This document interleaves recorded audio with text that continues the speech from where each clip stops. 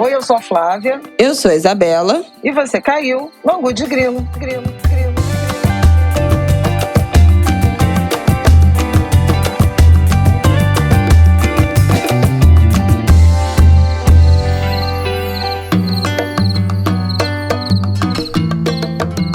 Oi, gente! Boa terça, Angu de Grilo 179 está no ar nesta terça-feira, 28 de março. Temos muito assunto no dia de hoje, vamos começar logo. Tudo bem, Flávia? Como você está? Não, já tive melhor, porque assim, a gente começou a gravar, estava ótima, mas meu ovo virou completamente com problemas tecnológicos aqui. Eu tenho horror à tecnologia. Só quando gente, funciona. Pra mim só presta assim. Nossa, enfim. Meu humor vai no pé. É porque ela não cuida da tecnologia, aí o negócio começa a se desconfigurar ao vivo.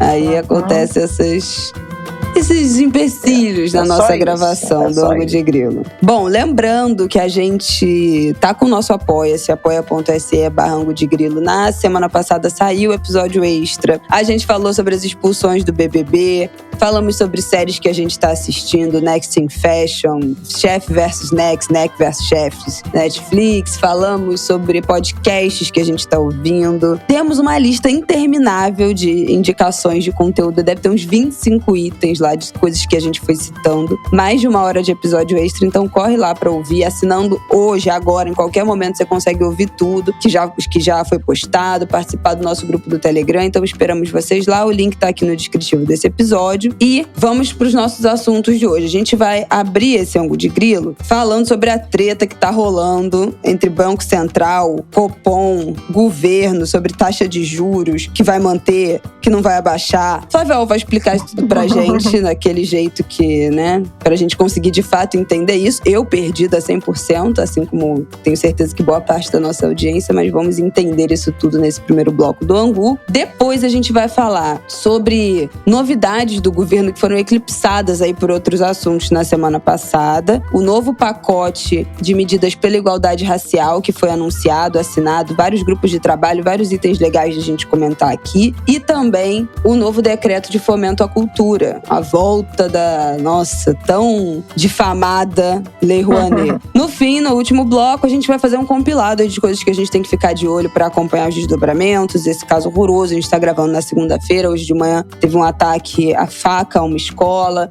A história do plano de atentado a várias pessoas, incluindo o ex-juiz, atual senador Sérgio Moro. Várias coisas pra gente ficar de olho aí nessa próxima semana, de como é que vai ser o desenrolar. Comentaremos isso no final desse episódio. Então, vamos que vamos. Bom, vamos começar com essa história aí do Banco Central, que tá essa treta. Eu não sei nem como começar a explicar isso. Mas a última grande treta dessa última semana foi um comunicado divulgado na quarta-feira passada, dia 22, pelo Copom, que significa essa sigla, Comitê de Política Monetária, que não sinaliza uma queda da taxa de juros e, pelo contrário, fala que se a inflação se descontrolar, vai voltar a aumentar a taxa de juros, que essa, vocês sabem, é a grande bandeira desse momento de Flávia Ohl, debater os juros, falar que o juros está alto, debater a taxa de juros. Vocês têm acompanhado aqui a revolta desta jornalista de economia no Angu de Grilo. E tá essa treta generalizada aí, Banco Central, governo, Copom. Eu quero entender, pelo amor de Deus, Flávio, o que está acontecendo? Que a taxa de juros está alta, nós já sabemos.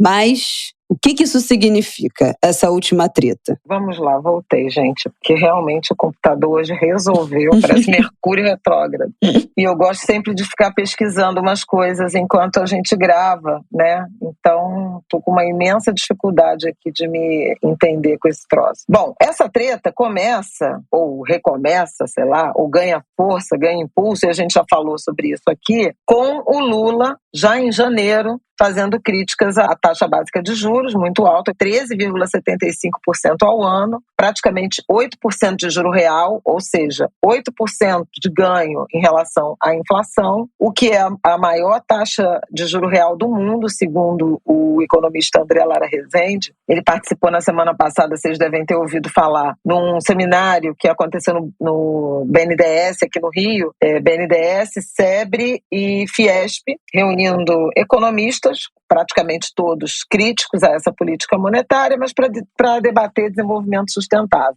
E ele chamava atenção para o fato de o Brasil ter a maior taxa de juros do mundo, que é mais que o dobro, juro real do mundo, que é mais que o dobro da segunda colocada, que seria o México, com 3,4%, e o Brasil com praticamente 8%. Na terça-feira da semana passada, começou a reunião do Comitê de Política Monetária do Banco Central, um colegiado que reúne 9 pessoas, diretores, o presidente do Banco Central. Eles se reúnem a cada 45 dias para avaliar a conjuntura e estabelecer um novo patamar de taxa de juros.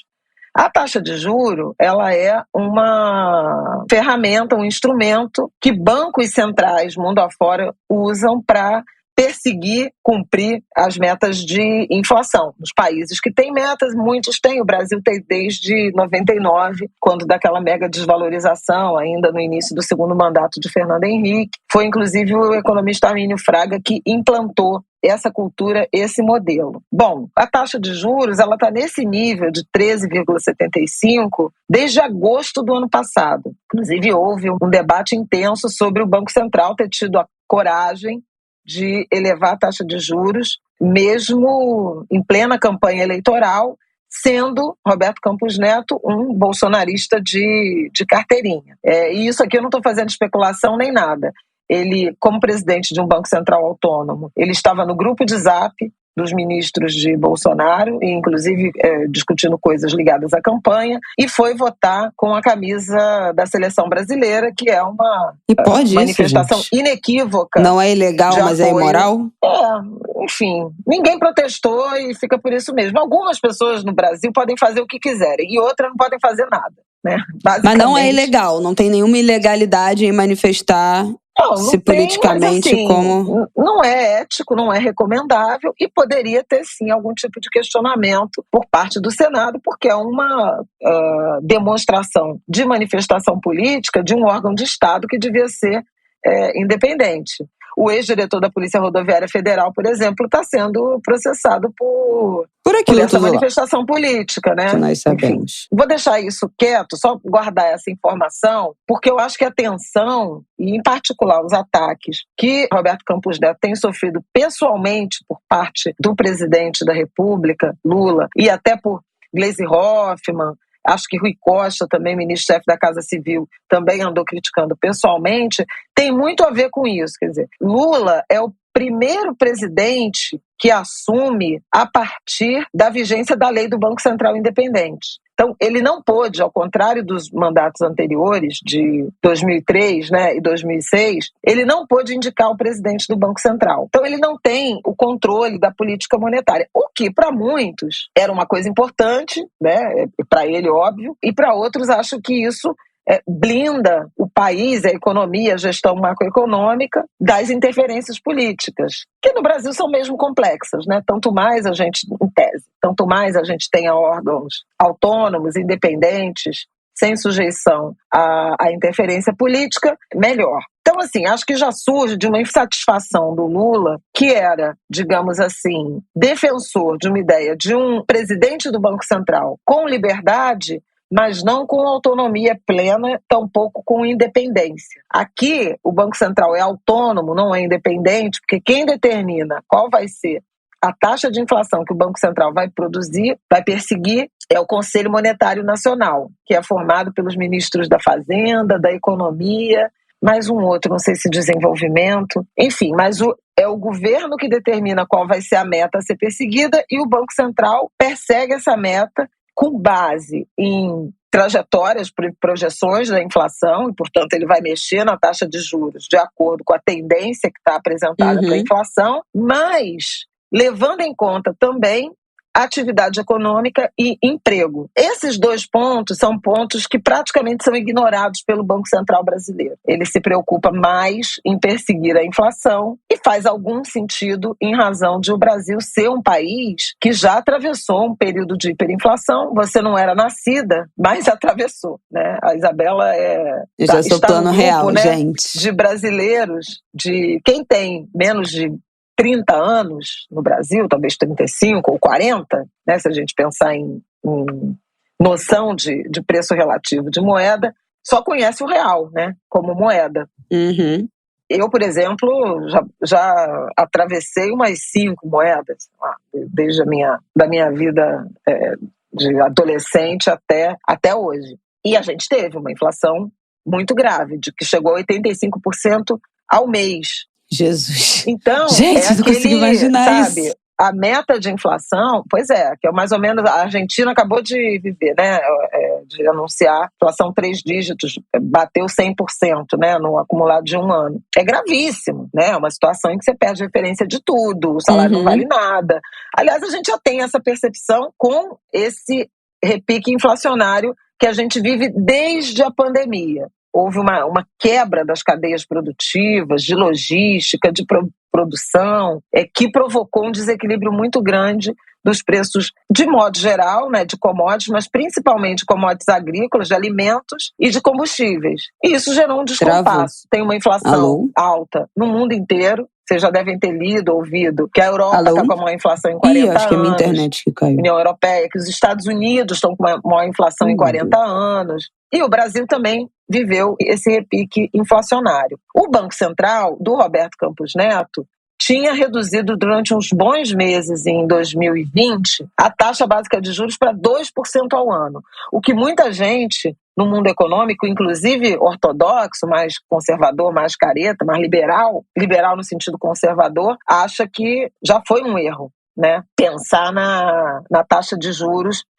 tão baixa num país como o Brasil. Mas era a pandemia e havia uma tentativa de formar um colchão, né, dar um alívio para a atividade econômica já muito penalizada. A gente sabe o que aconteceu com a economia na pandemia. Aí a inflação começa a subir. Quando a inflação começa a subir, o Banco Central tardiamente inicia a escalada da taxa básica de juros até chegar em 13,75% ao ano, em agosto de 2022.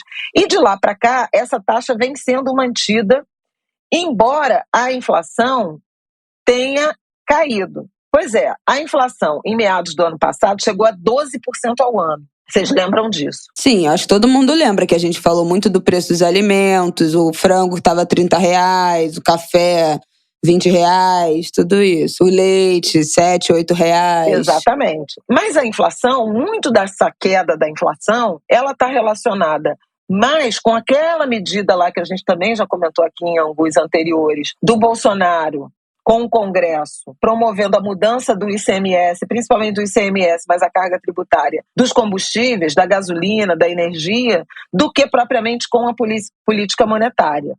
Por que eu digo isso? Porque mês após mês a gente vai vendo os juros altos e uma inflação de alimentos ainda muito rígida, rodando em torno de 10%, ainda com uma indexação forte da economia, por exemplo, plano de saúde, remédio, né, contratos subindo acima dessa inflação de 5,5% a 6%, que é o previsto. A própria inflação do combustível, que está o sabor do preço do petróleo, do preço internacional de petróleo e derivados, o próprio efeito do dólar, que também tem um impacto grande para a inflação. E, ao mesmo tempo, uma economia que está parando em razão dessa taxa de juros básica.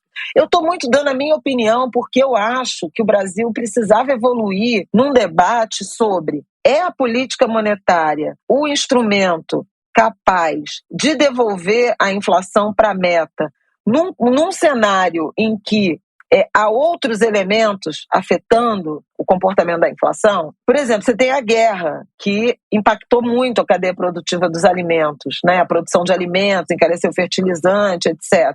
Você teve a pandemia, e você tem também elementos da guerra, da geopolítica, da transição energética que impacta o preço dos combustíveis. Você tem mudanças de padrão de produção que igualmente impactam, né? Preços de cadeias produtivas. Você tem nos Estados Unidos, por exemplo, praticamente um pleno emprego. A taxa de desemprego nos Estados Unidos é a menor em um século, 3,5%.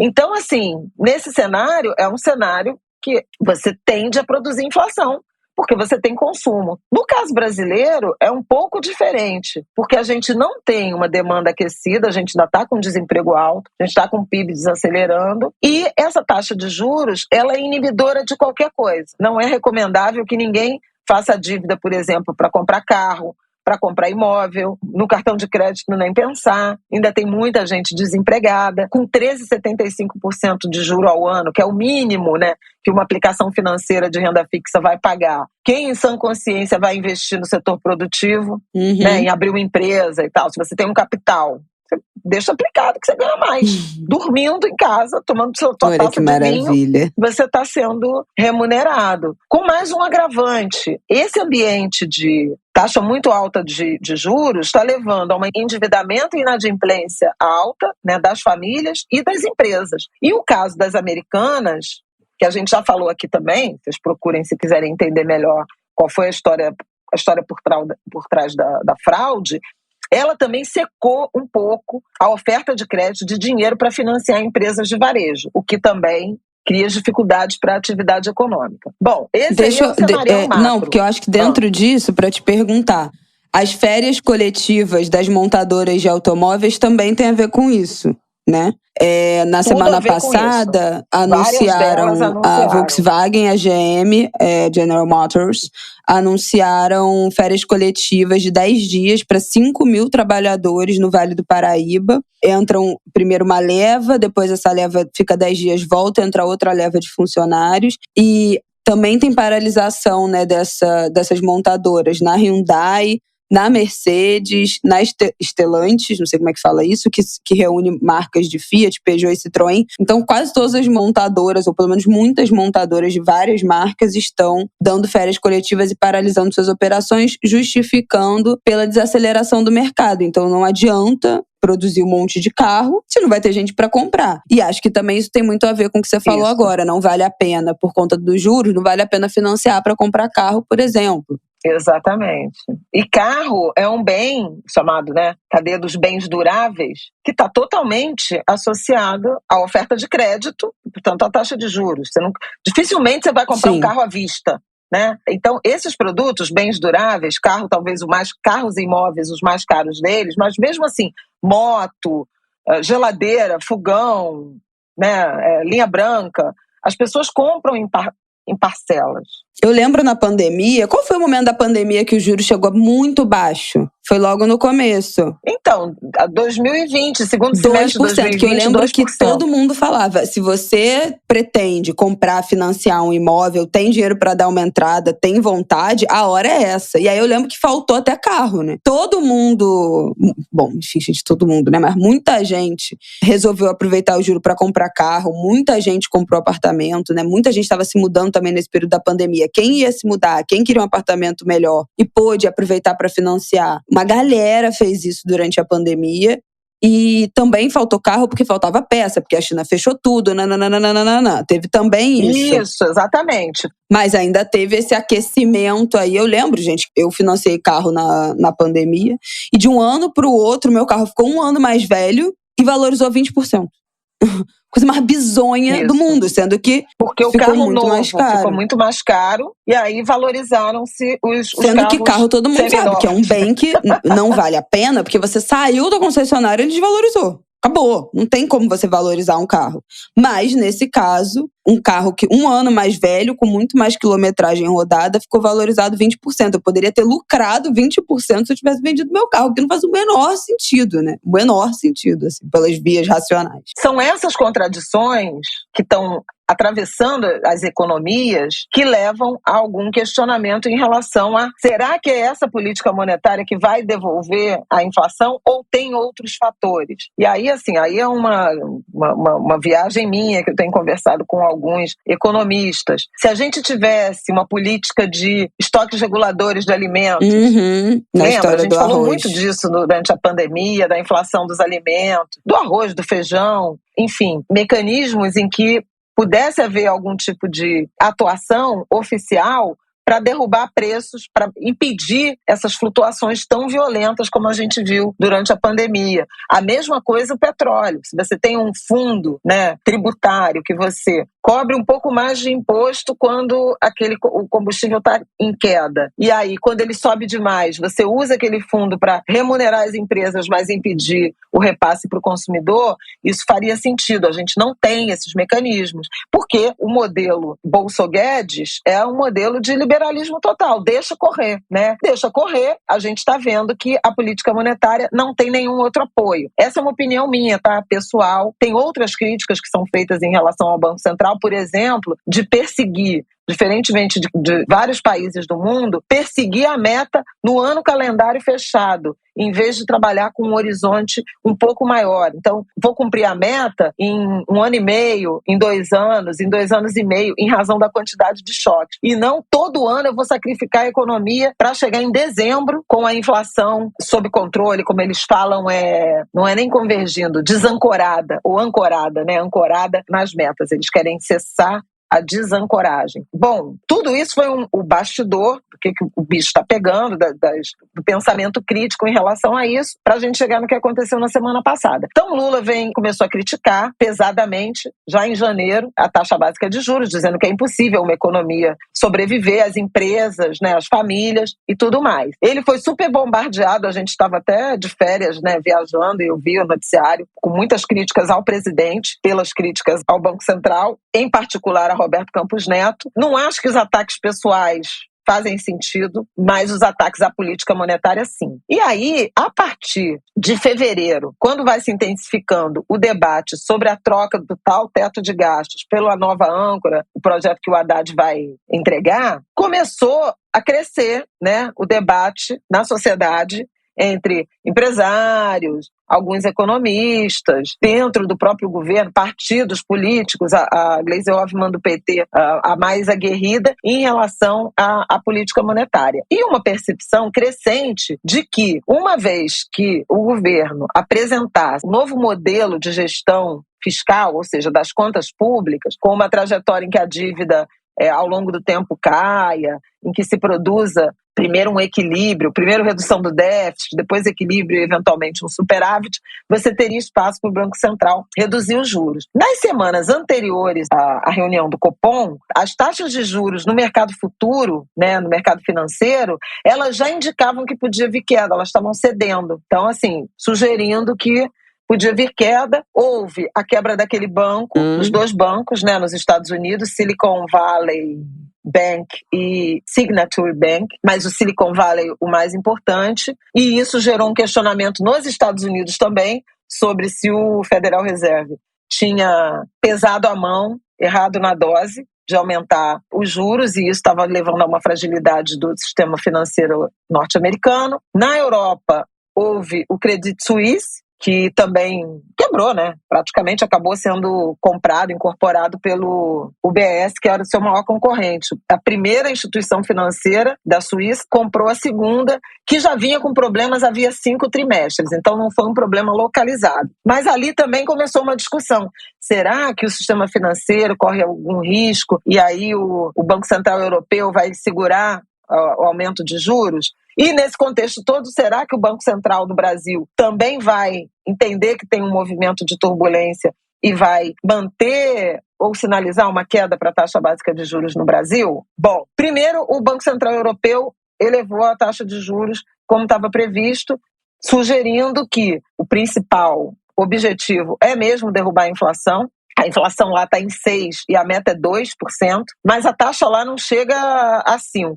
A taxa está negativa, a inflação está maior do que a taxa, embora eles estejam subindo. E os Estados Unidos, o Federal Reserve também elevou, embora numa escala um pouco menor, 0,25%, também sinalizando que o objetivo é a inflação e que a crise do sistema foi absorvida pelo Tesouro Americano, pelos fundos, aquilo tudo que eles anunciaram. Acho que a gente falou disso no Angu. Vai honrar os depositantes, os correntistas e tudo mais. Aí veio a reunião do Banco Central brasileiro. Começou na terça, dia 21, terminou na quarta, dia 22, é quando eles anunciam a taxa básica de juros. Nesse intervalo, o plano de política fiscal, de arcabouço fiscal, de regime fiscal do Haddad não foi apresentado. Tem uma tensão dentro do governo, aparentemente o Lula quer um plano menos rígido e ficou adiado para a volta da viagem à China, que não aconteceu, como a gente sabe. O presidente foi diagnosticado com uma pneumonia e cancelou a viagem à China. Só que assim, o Banco Central foi para a reunião com esse ambiente de turbulência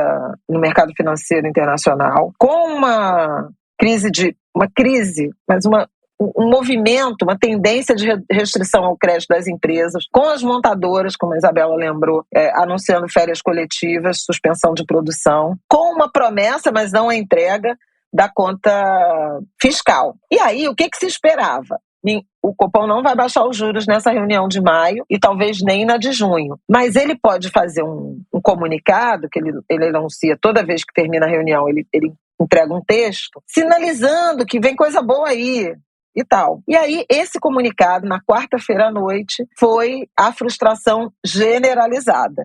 Inclusive para colegas analistas, jornalistas e economistas ortodoxos que acham que a forma de debelar a inflação é essa. Não é o meu caso, mas enfim. Aí tem uma crítica de uma assimetria, né? Ele disse que tem risco de alta para a inflação, uma persistência das pressões inflacionárias globais, tudo aquilo que eu comentei, petróleo, alimentos, commodities, etc. A incerteza, aí ele mencionou, sobre o arcabouço fiscal e seus impactos sobre as expectativas para a trajetória da dívida pública. Ou seja, o governo não entregou qual vai ser a situação fiscal e isso preocupa por conta da inflação. Uma desancoragem maior ou mais duradoura das expectativas para prazos mais longos, expectativas de inflação para prazos mais longos. Ou seja, ele está dizendo que as projeções do mercado, do mundo financeiro, para a inflação ainda estão muito distantes das metas, né, dos objetivos da inflação dos próximos anos. Esse ano, o centro da meta é 3,25%, ano que vem, 24 e 25, 3%. Então, as expectativas ainda estão acima disso. Por outro lado, o que ele diz? Essas são as contas, o que pesa contra o cenário inflacionário, ou seja, de pressão para cima da inflação. Por outro lado, entre os elementos de baixa da inflação, uma queda adicional dos preços das commodities internacionais em moeda local, e a gente viu na semana passada a Petrobras reduzindo o diesel, teve uma acomodação no preço do petróleo, uma desaceleração da atividade econômica global mais acentuada do que a projetada, em particular em função das condições adversas no sistema financeiro global, ou seja, ele fala os problemas da crise financeira global existem, né?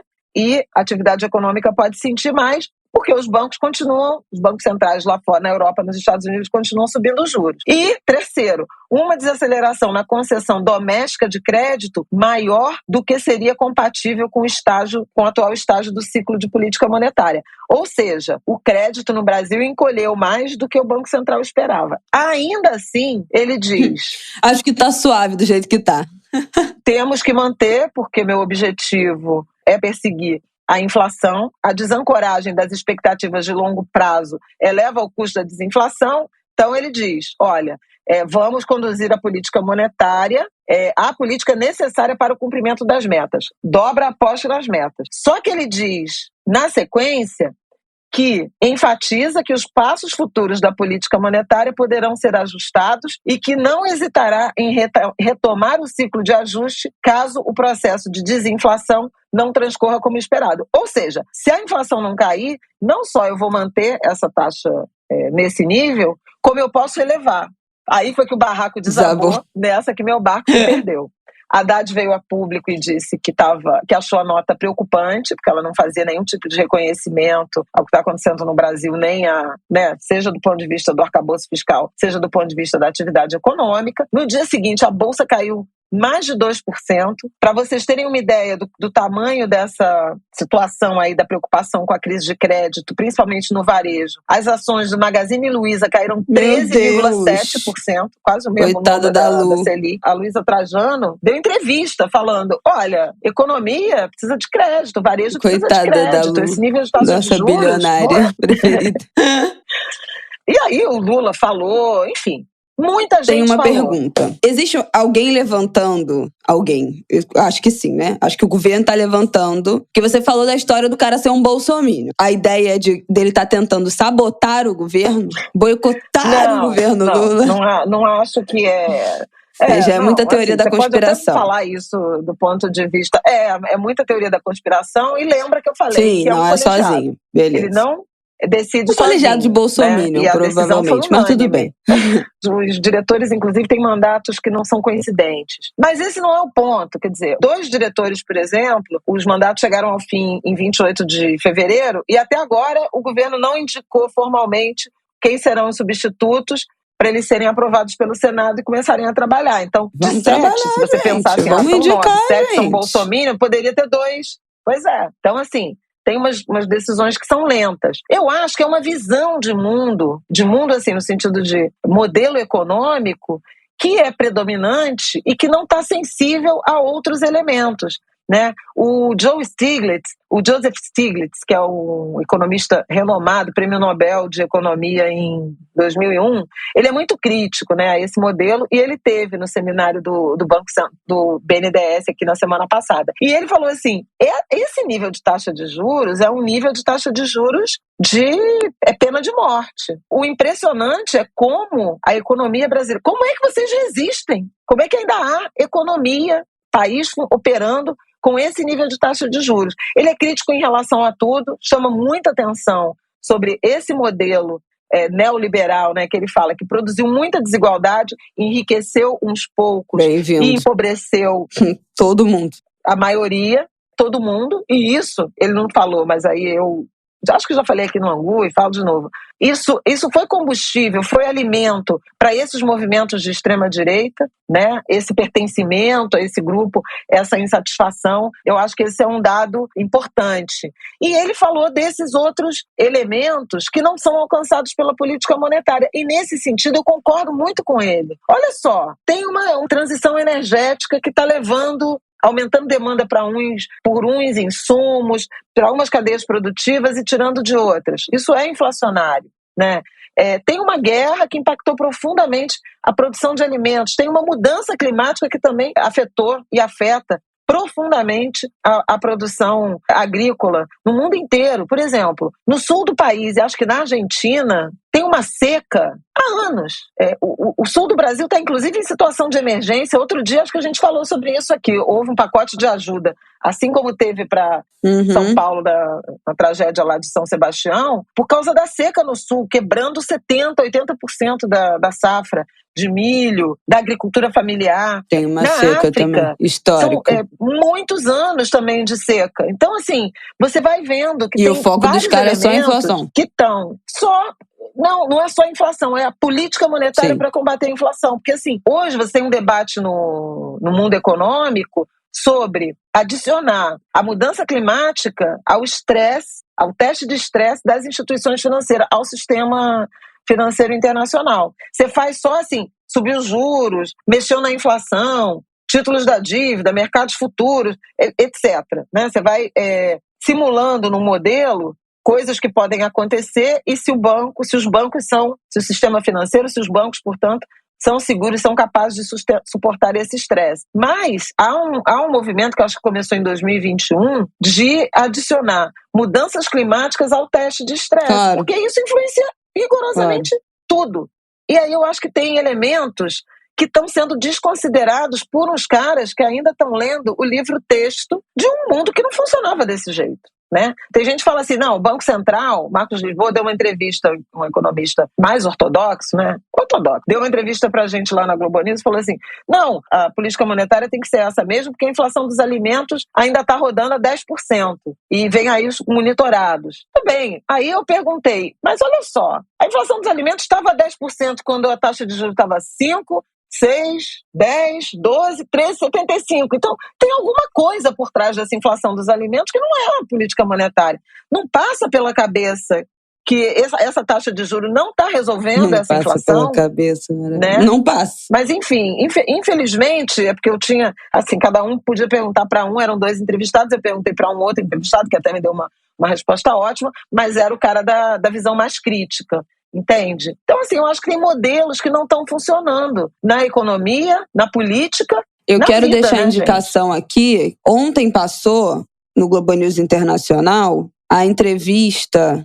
Isso. A indiana, a né? entrevista. Ontem, que eu digo ela domingo.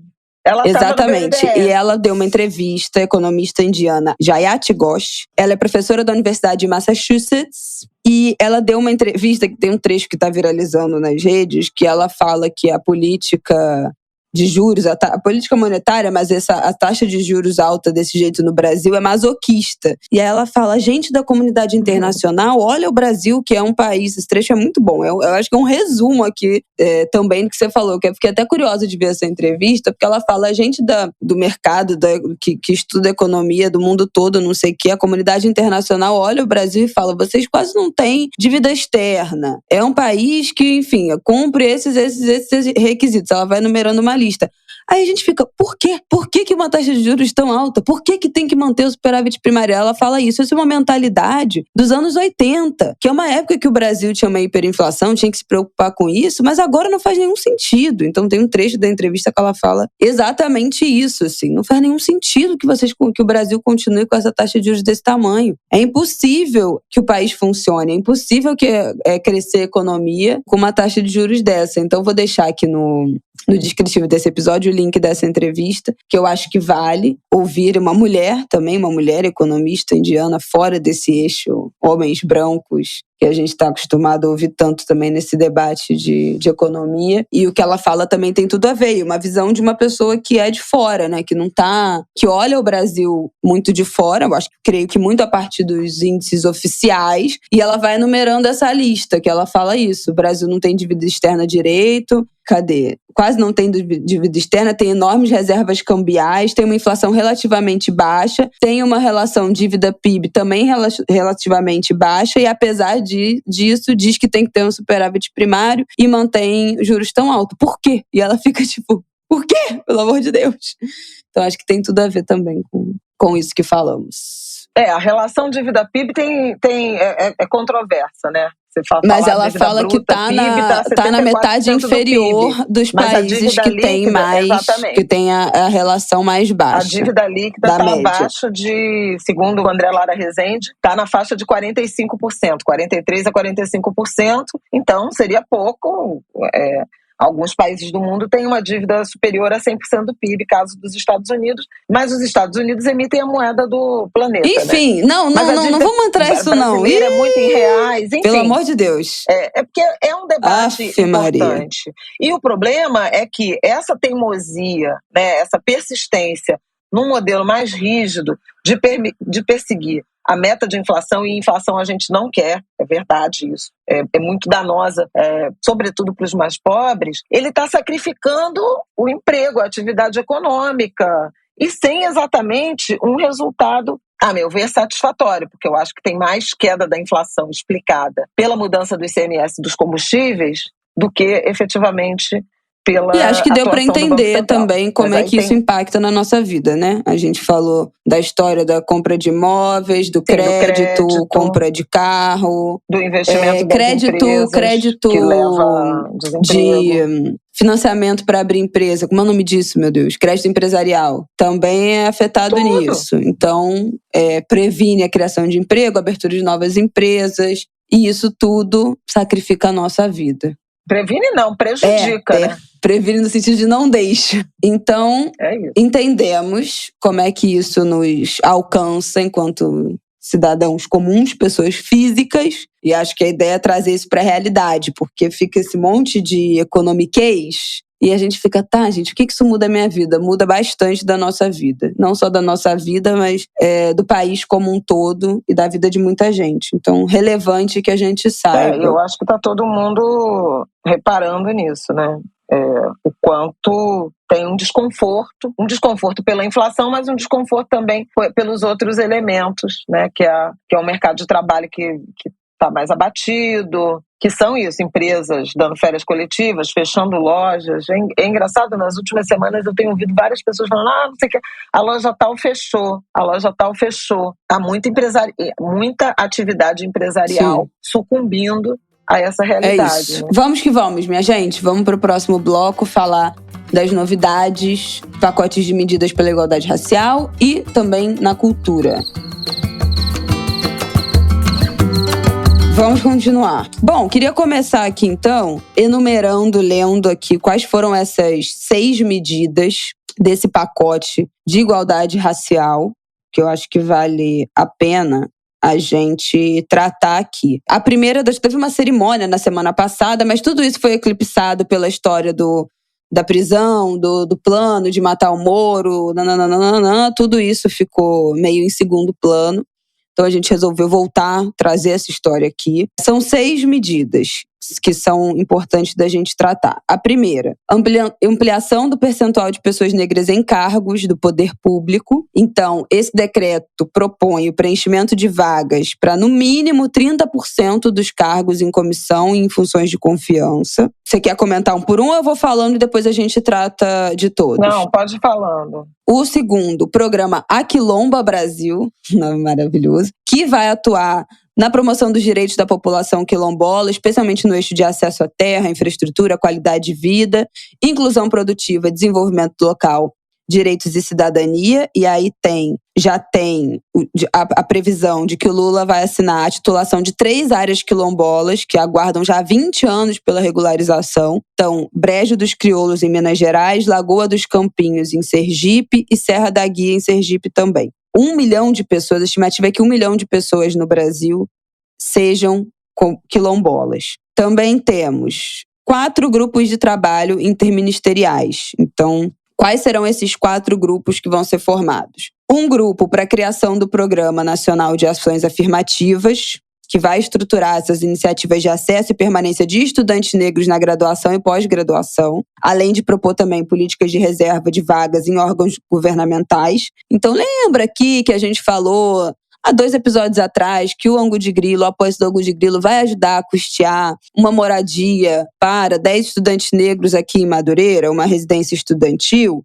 Isso não deveria ser papel da sociedade civil. Isso deveria ser papel de programas de permanência, né, das graduações e das pós-graduações. A gente sabe que o Enem, o SISU, fez com que muitos alunos pudessem ingressar em universidades fora dos seus estados, pelo acesso a cotas, mas essas pessoas não têm políticas de permanência, não têm acesso a políticas de permanência nas universidades. Então, as bolsas estudantis são completamente defasadas da realidade, né? Não tem como pagar moradia. Os alojamentos das universidades estão muito defasados em quantidade de dormitórios necessários, né? Dinheiro para alimentação, dinheiro para transporte eventualmente, dinheiro para fazer xerox, comprar material da faculdade. Então isso tudo faz com que muitos alunos desistam, especialmente em cursos que são integrais, né? Que você não tem como trabalhar, desistam e não consigam permanecer na faculdade. O vestibular é o primeiro desafio e aí depois chegam os outros. Outro grupo de trabalho, elaboração do programa Juventude Negra Viva,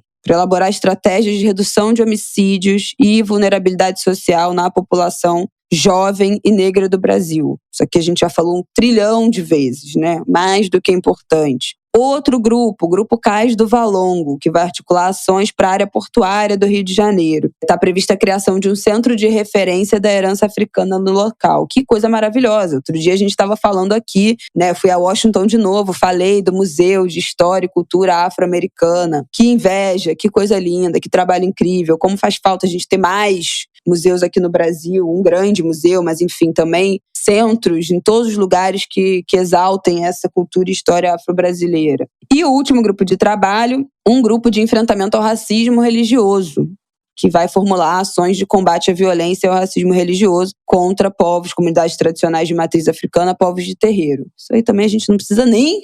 Quantas vezes a gente já falou disso aqui. E temos visto, inclusive no Big Brother, né? Racismo religioso sendo cometido ao vivo. E Fred Nicásio bateu um bolão na semana passada falando disso.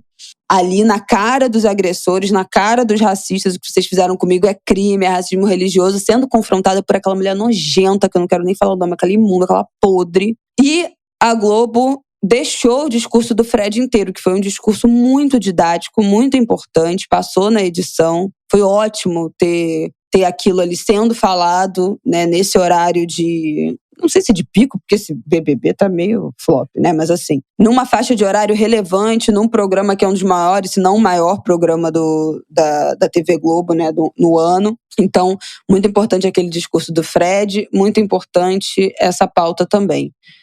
Comentas, Flávio? Queres comentários? Eu quero. Quer dizer, vamos falar logo de tudo, né? É porque eu acho que esse debate aí dos juros, do Banco Central, de arcabouço fiscal, de não sei o quê, essa brigaiada toda da semana passada, um pouco eclipsou uma agenda importante, né, de boas notícias nessa área do enfrentamento à desigualdade racial. Na semana passada, terça-feira 21, foi o Dia Internacional contra a Discriminação Racial e a primeira vez que o Brasil celebrou o Dia Nacional de Valorização das Raízes Africanas e das Nações do Candomblé. Peraí, vamos ver, vamos pro fact-checking da memória da Flávia Ol. Dia Nacional das Tradições de Raízes de Matrizes Africanas e Nações do Candomblé. Acertou? Lacre? Não me lembro mais. Você que está ouvindo, enfim, pode voltar daí, 15 segundos, nos diga se o Flávio acertou. Vamos lá. E aí acho que valia a pena, quis trazer essa coisa pro Angu, porque são várias frentes, né?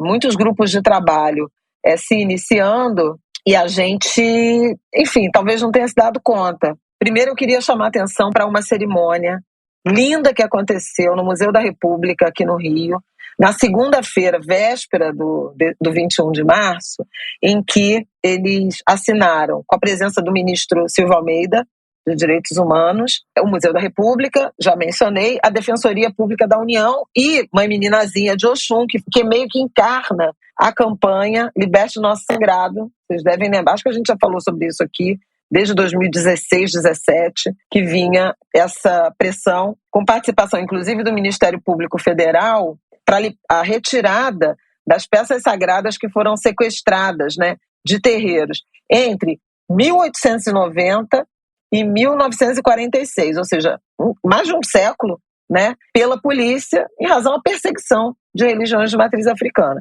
Essas peças, 519 ao todo, eram peças, indumentárias, peças inteiras, assentamentos inteiros ou imagens quebradas, artefatos, fios de contas.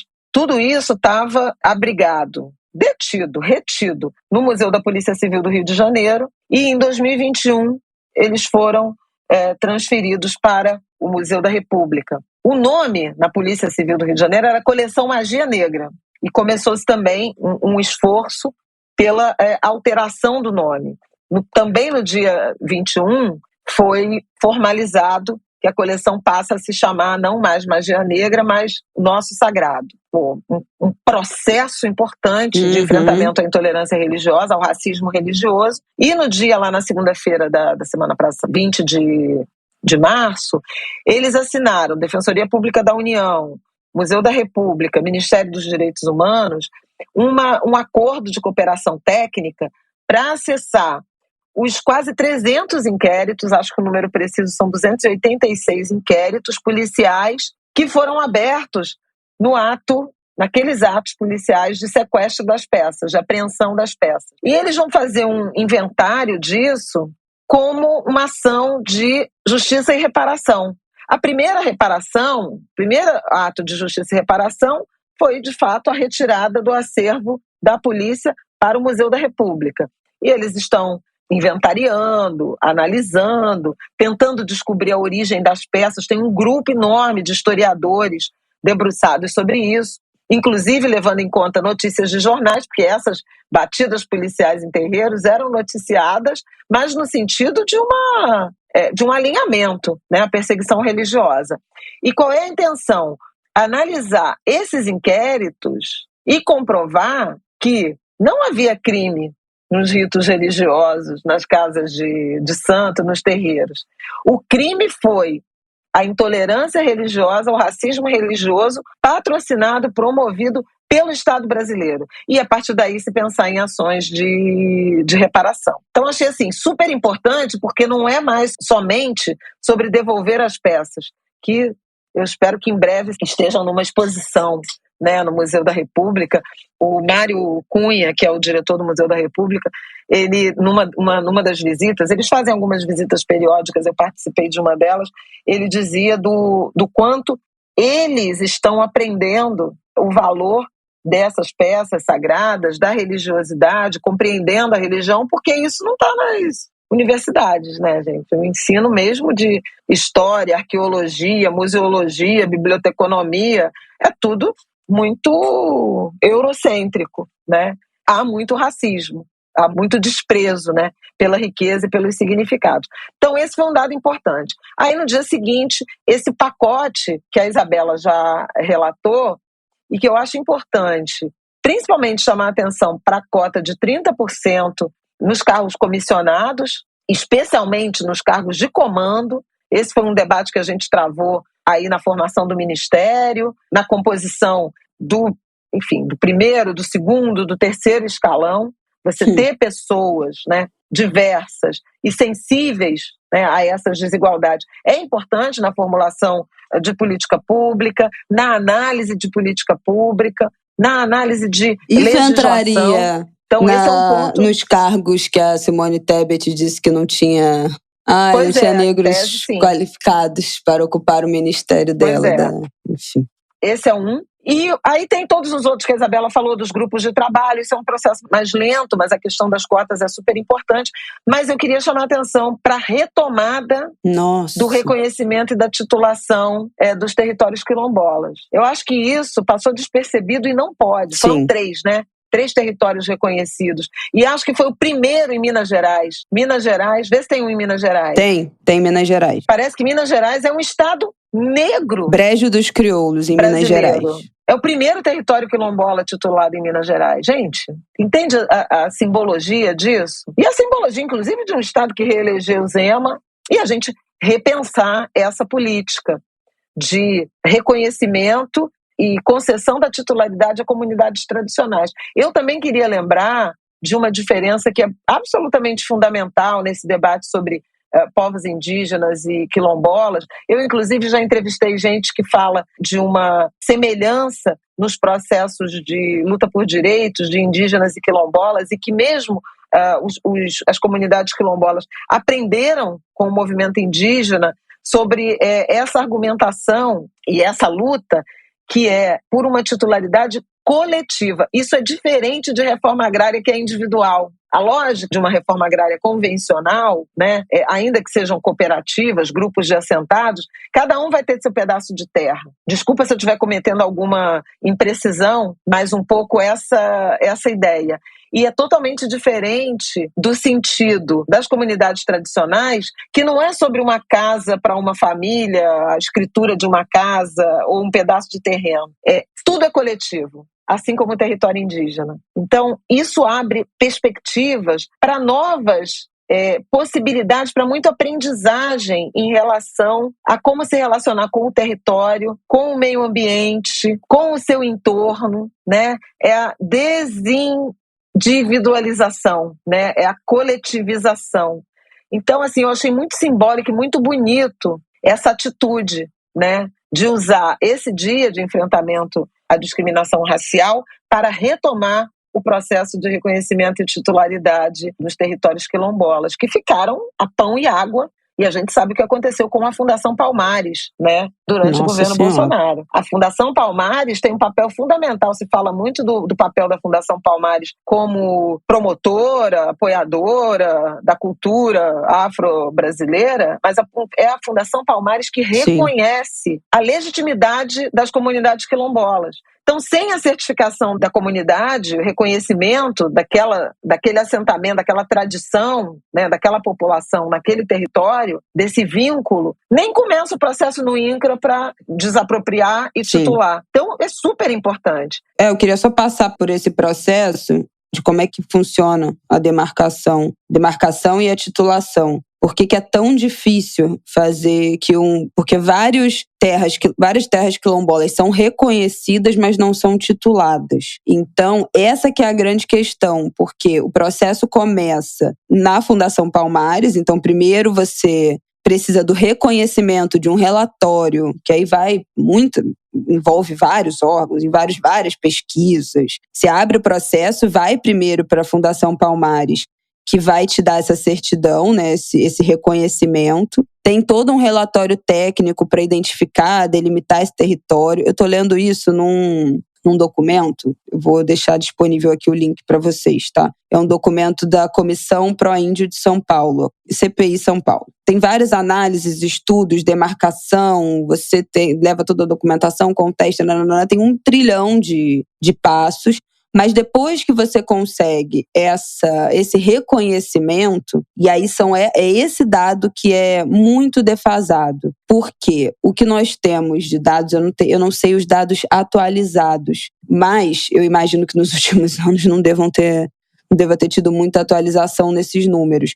Mas o Brasil, a estimativa é que menos de 1 em cada 10 terras quilombolas no Brasil tenha recebido de fato o título de posse. Porque depois que você é reconhecido como território quilombola, terra, né, ali de fato tem uma prova de que é um território remanescente de quilombo, um território quilombola. A partir disso você entra com um processo de regularização no INCRA, que é o Instituto Nacional de Colonização e Reforma Agrária, para a partir dali você ter de fato a titularidade da terra. Isso significa que se tiver construção naquele terreno, você desapropria. Tem todo um grande processo, você não pode construir mais nada. Aquele terreno não pode ser vendido, não pode ter especulação imobiliária. Então, tudo ali, você passa de fato a ter a posse daquela terra. Enquanto você não tem a posse da terra, é um pântano de insegurança. Então, no Brasil, nesse momento, só 165 territórios quilombolas têm de fato a posse da terra. Seriam 10%.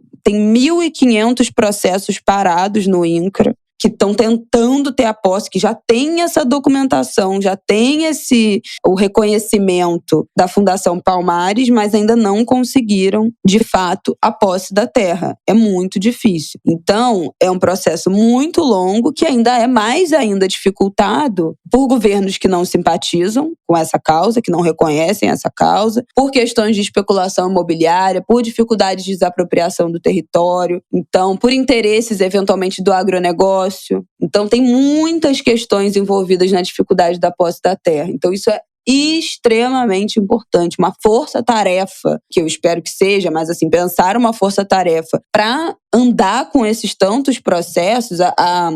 A conta é que tenham mais ou menos 3.000 territórios quilombolas no Brasil, mais ou menos 1.500 já foram reconhecidos e estão com esse processo parado no INCRA, e só 160, 170 conseguiram de fato a posse da terra. É inacreditável, assim, a defasagem desses números. Então, extremamente importante. Isso, assim, tinha que ter tido mais repercussão, sabe? Isso é muito importante para a causa. Eu fiquei muito chocada como o governo e o presidente em particular desperdiçaram uma agenda positiva nítida, né? De falar com a população, de chamar atenção para esses temas, perdidos em outros debates, e aí é o que a gente ainda vai falar agora. Por fim, ainda teve o novo decreto de fomento à cultura, que é um caminhão de dinheiro para 2023. Além da Lei Rouanet, que a Isabela mencionou, 2 bilhões, né, da Lei Rouanet, 3 bilhões da Lei Aldir Blanc e 3 bilhões e 800 da Lei Paulo Gustavo. Ou o contrário, ou 3,8 da Aldir Blanc e 3 da Paulo Gustavo. Mas dá mais de 8, quase 9 bilhões de reais, né, para fomento à cultura, com um edital muito estruturado para descentralizar recursos, então sair do eixo Rio-São Paulo, né, Sudeste-Sul, e destinar mais recursos para Nordeste, para Centro-Oeste, para Norte. E eu chamo a atenção também para desigualdades que existem dentro desses territórios que recebiam mais dinheiro. Quer dizer, não dá para pensar que a maior parte dos recursos que ia de 93 a 2018 para o Sul e Sudeste iam, por exemplo, para São João de Meriti, né, para Paraisópolis. Muitos dos recursos ficavam concentrados em grandes produtores desse local. Então, tem desigualdade também nos territórios que foram beneficiados ao longo desse tempo. E achei super importante os dispositivos que permitem editais e destinações de verba para projetos liderados por mulheres, por negros, por pessoas indígenas, produtores culturais indígenas, de comunidades tradicionais, incluindo quilombolas e terreiros, LGBTQI, AP+. Então, assim, super interessante a gente visitar esse arcabouço, o decreto já está assinado, e o Ministério da Cultura vai publicar as instruções normativas. Tem modelos simplificados de apresentação de projeto e de prestação de contas, o que obviamente aproxima, né, dos produtores culturais menores, sem estrutura, sem os recursos, né, de dominar a burocracia do Estado, e isso também é um combustível da desigualdade. Então, assim, eu achei super importante esse pacotaço, com vários vieses, né, de ação afirmativa, de enfrentamento à desigualdade, de justiça e reparação, para resumir a ideia. E acho que isso foi eclipsado, totalmente, né, por um noticiário político, policial e econômico, né, que mirou em outras direções. Então, achei importante a gente trazer isso aqui pro... Não, e assim, gente, que sabor, né?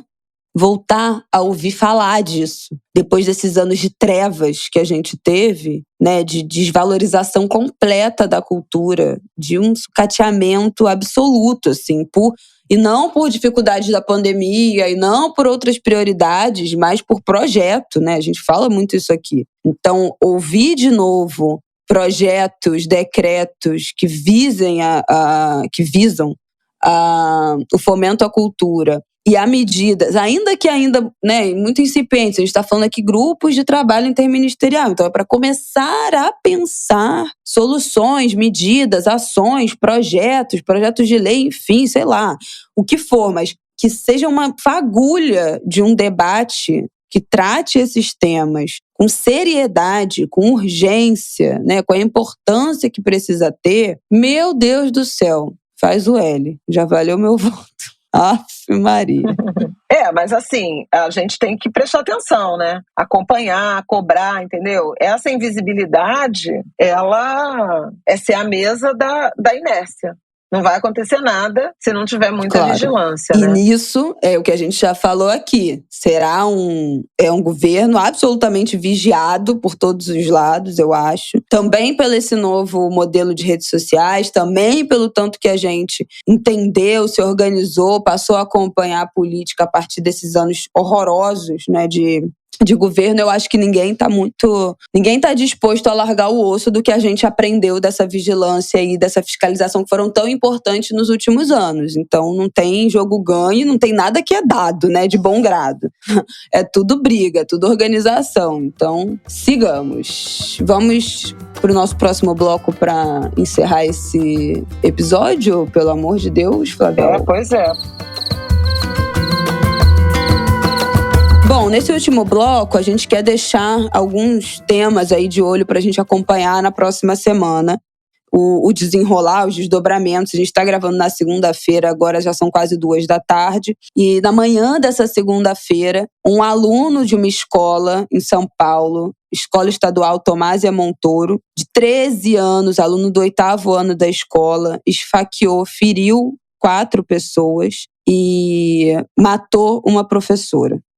Uma das professoras dessa escola, Elizabeth Tenreiro, de 71 anos, foi ferida, foi esfaqueada e teve uma parada cardíaca, morreu no hospital universitário, né, na USP, foi socorrido e não resistiu. Esse aluno foi apreendido por policiais, foi levado para a delegacia, onde o caso está sendo registrado. 3 professores conseguiram desarmar ele. 2 crianças, uma criança foi ferida com um corte no braço, foi levada para um hospital. Outro aluno também foi socorrido em estado de choque, mas sem ferimentos. E 4 professores e um aluno esfaqueados. Uma dessas professoras morreu, então são 4 feridos e uma morte nesse atentado a uma escola. Gente, enfim.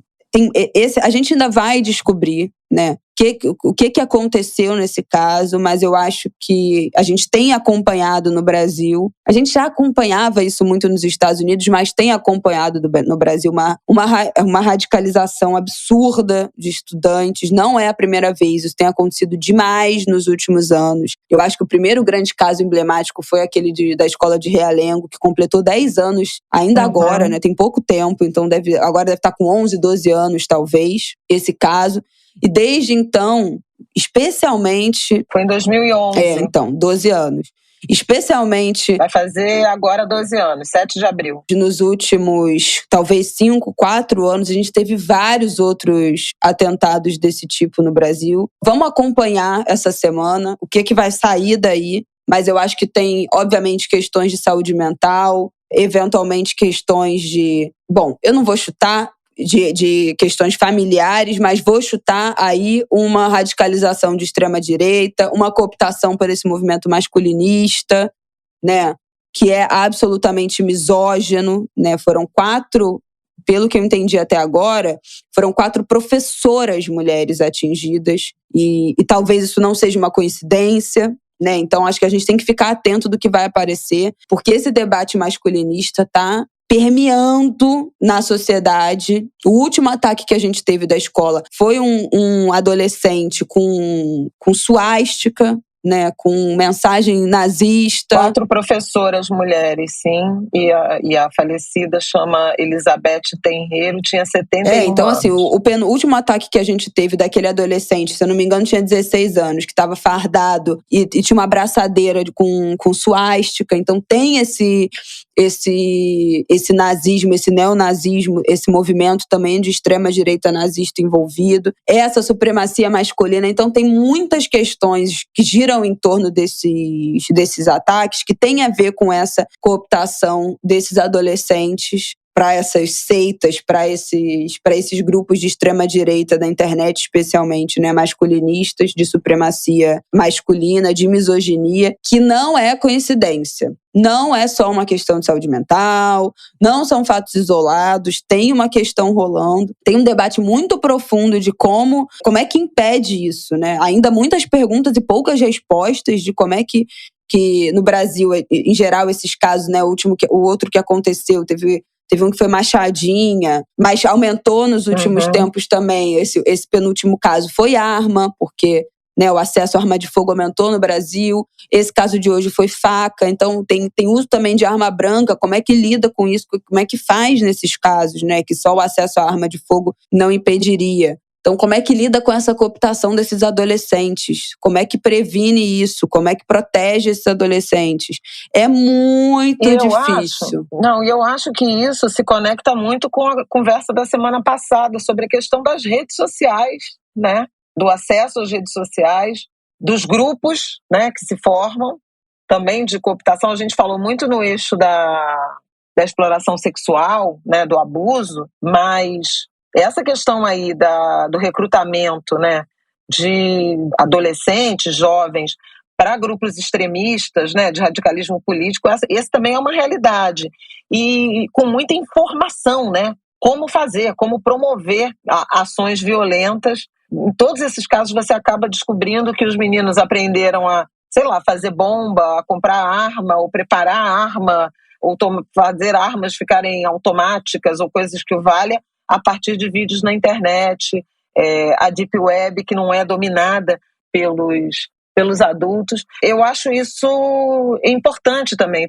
Tem a coisa do bullying, né, de indivíduos que se sentem excluídos, né, e acabam se alimentando desse ódio e sendo cooptados pelo ódio. Nos Estados Unidos isso é uma epidemia, né, essa questão há muito tempo. Aliás, é endêmico, né, essa questão dos ataques a escolas, sem que se tenha conseguido uma solução. E eu estou lendo aqui uma apuração da Andréa Sadi, minha colega de Globo News, minha querida amiga. O governador de São Paulo, Tarcísio de Freitas, cogita botar polícia nas escolas. Não, é. Então, assim, você vai apresentando as soluções, elas são soluções de mais armas, mais militarização, mais vigilância. Eu não estou dizendo que é certo ou que é errado. É que, assim... É errado. Não, a gente está dizendo que é errado. Porque você trata a doença, você não previne, você não cuida da saúde. Exatamente. Você trata a doença. Então, assim, aí é isso, você vai adoecer... Com o mesmo remédio que não está funcionando. Você vai adoecer todos os jovens, você vai deixar esse movimento masculinista crescer, você enfraquece a comunidade, você enfraquece as escolas, você deixa esses jovens serem cooptados, e aí quando ele chega com uma arma na escola pra matar todo mundo, você tem um policial lá dentro pra dar um tiro, dar uma troca de tiro e matar mais gente. Então, assim, não resolve. Não, obviamente não resolve. Ele falou de contratar policiais da reserva. Que ótimo. Criar um programa para ter policiais nas escolas permanentemente. Vou estudar a viabilidade disso a partir da contratação de prestadores de reserva por tempo certo. Policiais da reserva. Prestadores da tarefa por tempo certo. Policiais da reserva que poderiam ser contratados para isso. Ou seja, é isso mesmo. Ridículo. Absurdo. Então, vamos observar, mas eu acho que das nossas reflexões aqui está cada vez mais evidente, né, a necessidade de um grupo de trabalho para pensar nessas frentes, né? E muitas desses temas de enfrentamento à exploração sexual, ao abuso, à cooptação, à radicalização de adolescentes, de crianças, de adolescentes, de jovens, passam pela regulação da internet, das redes sociais. Esse assunto não está mais dando para escapar, e o fim de semana foi exemplar também com a circulação da tal foto do Papa Francisco. Gente, eu caí. Casacão acolchoado de rapper. Pra mim, tipo assim, comprou na Uniqlo, tava com frio, sei lá, com a roupa que o Papa usa no inverno. Eu caí muito nessa foto, gente. Eu caí muito na foto, não sei se vocês viram, do Papa Francisco com um casaco fofão, uma jaqueta puffer, assim, branca, que na verdade foi uma foto gerada por inteligência artificial. E aí, isso abre 1 trilhão de debates. Eu vou ter que citar aqui a nossa gloriosa Years and Years, que faz algum tempo que a gente não cita. Inclusive, outro dia lá no grupo do Telegram, uma angulher indicou pra gente Years and Years. Eu falei, a gente já falou muito dessa série. E Years and Years, que é uma série, se eu não me engano, de 2019... Eu vou até conferir aqui. Ela é Nossa, gente, visionária, de 2018, Years and Years. Ela trata de deepfake, que é mais ou menos isso, assim, a manipulação de vídeos, você conseguir fazer vídeos manipulados com inteligência artificial que faz uma pessoa aparecer num vídeo falando uma coisa e aquela cena nunca existiu. É tudo computação gráfica, é tudo inteligência artificial. É imitação de voz, enfim. Então, tem muitas questões dentro desse debate de inteligência artificial. Essa história de deepfake cresceu muito nos últimos anos. Até de um jeitinho engraçado de você conseguir forjar cenas de famosos fazendo coisas, falando coisas. Teve muita deepfake sendo usada, inclusive, para zoar o Bolsonaro e tal. Mas, assim, isso é muito perigoso. É muito perigoso. Tem todo um debate também, se eu não me engano, a capa da Elle Digital, ou da Vogue Digital. Acho que a capa da Vogue Digital desse mês de março, ou do próximo mês, algo assim, é uma foto criada por inteligência artificial. Então tem um debate também no mundo da arte, da fotografia, sobre a criação de obras de arte, do jornalismo, da literatura, da educação. Imagens criadas a partir de inteligência artificial. Então, se você cria imagens pela inteligência artificial, o que sobra da arte, da criatividade, da fotografia? A história do chat GPT, que cria textos inteiros, formula artigos, formula tudo que você joga ali, perguntas, cartas de recomendação, de indicar, tem um monte de gente fazendo isso, né, usando para formular perguntas, para formular textos a partir de tópicos. Então é um debate muito amplo, que também eu acho que vale a gente ficar de olho. E eu acho que dentro disso da gente tratar com seriedade a regulação de rede social, também tem que tratar, que você falou, esse é um debate que não tem como escapar, e eu acho que a gente precisa tratar com seriedade o que acontece nas redes sociais. E esse movimento masculinista, porque a gente fica com essa, e aí eu falo, inclusive por mim, faço uma autocrítica. Esse é um bando de idiota. Isso aí é ridículo, isso é patético, é ridículo, é um bando de idiota. Mas é um bando de idiota, patético, ridículo, que está de fato cooptando adolescente para agir com violência contra mulheres dentro de escola e em outras N situações, né? Na sua vida privada, na sua vida conjugal, de relacionamento. Esses homens são nocivos, eles são criminosos. Então, por mais que pareça uma bobajada de adolescente rebelde, esse movimento incel é absolutamente sério, não só no Brasil, mas no mundo todo. Então a gente precisa tirar essa capa de ridicularização que a gente faz desses caras e tratar isso com a seriedade que isso merece. E, por último, ficar de olho nesse desdobramento aí dessa história, desse plano de matar o senador, né, Sérgio Moro, ex-juiz, e senador Sérgio Moro. E aí, Flavio, o que dizer? Longo silêncio. Cri, cri, cri. Não, primeiro, eu acho importante dizer que não é um plano contra o Sérgio Moro exclusivamente, né? A Polícia Federal expediu, né, solicitou à Justiça a prisão de 11 pessoas que estariam envolvidos num plano ligadas ao PCC, a maior facção criminosa do país, que pretendia sequestrar ou matar autoridades, entre elas o ex-juiz, ex-ministro e hoje senador Sérgio Moro, o promotor, né, do GAECO, do Ministério Público de São Paulo, Lincoln Gaquia, que lembra que a gente já falou da série PCC do Joelzito? Reconheci ele pela foto. Exatamente. Agora. Ele aparece Nossa, ele dá muita entrevista. Ele investiga o PCC há 18 anos. Sabe Deus como tá vivo. E não é a primeira vez que ele é ameaçado, né? A vida dele mudou por completo. Ele anda blindado, com segurança, enfim. E mais agentes penitenciários e até um comandante da Polícia Militar de São Paulo. Sérgio Moro estava nisso e isso acabou envolvendo a Polícia Legislativa do Senado. A ameaça alcançaria a família dele, inclusive a mulher, Rosângela Moro, é deputada federal, e isso alcança também a Polícia Legislativa da Câmara dos Deputados. Eles estão vivendo com proteção de segurança. Eu acho que essa história, despindo, né, a carga política que a acompanha, eu acho que ela está muito relacionada àquilo que a gente comentou na semana passada, né, da gênese, da atuação, da coordenação, da organização das facções criminosas a partir dos presídios, a partir do sistema carcerário, a partir de reivindicações que se relacionam com melhores condições de vida, né, de tratamento nos presídios.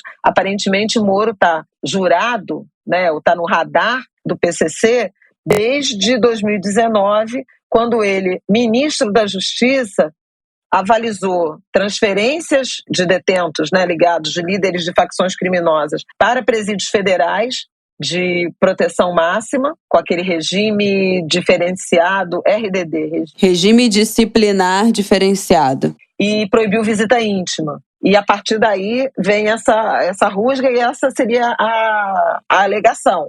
Agora, o inquérito, que depois teve o sigilo quebrado, fala de um monitoramento, inclusive, da sessão eleitoral, que o atentado ocorreria no segundo turno da eleição. Situação, não está bem explicado por que não foi feito, né? Porque estava tudo elaborado, e isso ainda não está explicado, porque a operação ela se deu e foi neutralizada agora. Então, assim, para um plano que teria acontecido no passado. E, aparentemente, eles não executaram esse plano. Não se sabe bem por quê. É um assunto grave, né? Um assunto grave do ponto de vista da segurança pública, e que ganhou, e por isso que a gente não quer se aprofundar muito, porque eu acho que está em fase ainda de apuração dos contornos políticos e dos interesses que estão envolvidos nisso. O ministro da Justiça, Flávio Dino, fez uma fala forte na direção de indicar que a Polícia Federal, que foi acionada pelo Ministério Público de São Paulo, quando da descoberta, né, desse plano, ela trabalhou 1 mês e meio de forma a proteger a integridade física, né, de um inimigo do governo, o que seria do presidente e do governo, o que seria uma prova inequívoca, né, de uma instituição a serviço do Estado, de uma instituição do Estado a serviço de suas atribuições. Mas no dia seguinte, o Lula insinuou uma armação do Sérgio Moro. Então, devolveu a situação, o episódio, para o terreno da disputa política, e, como consequência, ele colheu uma desaprovação generalizada em rede social por ter feito essa relação, e devolveu o Moro para os holofotes. O Moro voltou a ser um protagonista da política, um indivíduo que era só um senador, que estava totalmente invisibilizado. Então, eu acho que é um ponto para a gente debater com seriedade essa questão da capacidade de organização de financiamento do crime organizado, porque havia aluguel de automóveis, muitas investigações de acompanhamento da rotina, inclusive de filhos, de familiares, sítio, uma chácara alugada para ser cativeiro. Então, assim, é muito dinheiro, né? E o enfrentamento a isso não vai ser só o Ministério Público ou a Polícia de São Paulo, tem que ter uma coordenação nacional. Então, isso volta e reforça aquilo que a gente mencionou na semana passada. E eu queria juntar, né, que foi quando a gente comentou a questão da crise dos presídios em Manaus, eu queria juntar um relatório que o Fórum Brasileiro de Segurança Pública divulgou às vésperas da eleição e que não foi bem, eu acho que não foi bem muito conhecido, mas que inclui um estudo que mapeou as facções criminosas em atuação no Brasil, e são 53 ao todo, em rigorosamente todos os estados, todas as unidades da federação, e todas, rigorosamente todas, com conexões com o presídio, com a população carcerária. Então, essa é uma crise gravíssima. E no Rio de Janeiro, de quinta para sexta-feira, uma operação no complexo do Salgueiro, da polícia do Rio de Janeiro, com a polícia, inclusive, do Pará, que deixou 13 pessoas mortas. Entre elas, um criminoso que seria líder de uma facção em Belém do Pará e que estaria por trás de ataques a agentes da lei, né, a policiais, agentes penitenciários lá no Pará. Isso mostra essa ramificação, mas mostra também a repetição de um modelo de letalidade policial que a gente sabe tem produzido luto e pouca efetividade no que diz respeito ao enfrentamento à crise de segurança pública. Então eu juntei tudo isso até na coluna que escrevi para o Globo, falando da urgência de se, a partir do novo governo, né, mexer nesse caldeirão. E não mexer e deixar passar de novo essa agenda vai nos jogar para políticas públicas de radicalização, militarização, armas, punitivismo, que até aqui não produziram nenhum resultado satisfatório do ponto de vista, seja da qualidade, da dignidade do sistema carcerário para que ele seja capaz de ressocializar, seja da sensação de segurança da população das cidades brasileiras. É isso, gente. Vou deixar o link aqui embaixo do relatório também, sinalizando em que parte está esse mapa das facções, porque é realmente impressionante esse mapeamento. Eu acho que a gente, a gente fala muito, né, pelo menos aqui no Rio de Janeiro, dessas que foram o começo, talvez o começo de tudo, né? A gente conhece muito Comando Vermelho, ADA, TCP e PCC, que são essas que são o embrião, na verdade, todas essas outras que acabaram se interiorizando e se ramificando ainda mais, se dividindo ainda mais. A gente falou, né, por exemplo, do Sindicato do Crime do Rio Grande do Norte semana passada, quando a gente falou da história das prisões, então já é mais uma. Enfim, vou deixar aqui porque esse mapa é muito impressionante. Eu acho que a gente falou dos livros do PCC Poder Secreto, os livros que inspiraram, né, a série semana passada. Eu acho que vale citar eu acho que eu vou citar aqui mais 2 livros. O Abusado, do Caco Barcelos, que fala do Marcinho VP, que foi um dos grandes também líderes do tráfico do Comando Vermelho aqui no Rio de Janeiro. Comando Vermelho, né? Do Comando Vermelho? Do Santa Marta, aqui no Rio de Janeiro. Um livro impecável, assim, de pesquisa, da forma que foi escrito do Caco. E O Dono do Morro, que é o livro... Peraí, deixa eu lembrar o nome do escritor, meu Deus. Misha Glenny, que é a história do NEM, a história do NEM da Rocinha, que é também um dos maiores, né, líderes do tráfico da história. E conta, essa é uma biografia dele que conta como ele entrou É muito impressionante como é que ele entrou no tráfico, que foi para custear um tratamento de saúde para a filha dele. Eu não lembro com que ele trabalhava, mas ele precisava, não estava conseguindo acessar as terapias que a filha precisava, entrou no tráfico por conta disso, e ele né, um homem absolutamente inteligente, e cresceu, e enfim, o resto é história.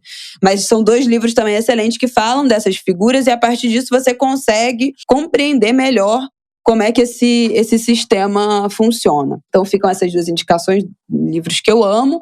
E é isso, né, gente? Falamos demais, pelo amor de Deus. Era para ser um episódio curto. Vambora. Um beijo.